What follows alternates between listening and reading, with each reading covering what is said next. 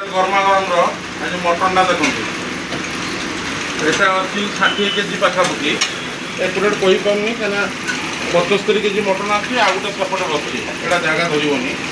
55-60 ভিতরে এটা হব দেখুন খালি পিস গুড়া দেখুন আজ্ঞা পিস গুড়া দেখুন পুরা কষা চালিছি বোধ 15 ରୁ 20 মিনিট ভিতরে এটা কমপ্লিট হয়ে যাব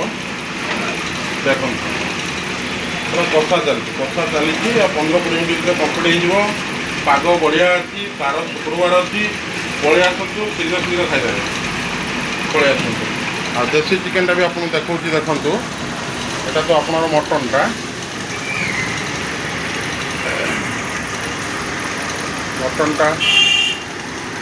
देखु फुटुची खाली देखु तापर आप देसी चिकेन देखा देखो यहाँ आप देसी चिकेन 22 केजी कषा चली ये भी अब 30 मिनट भर बाहरी देख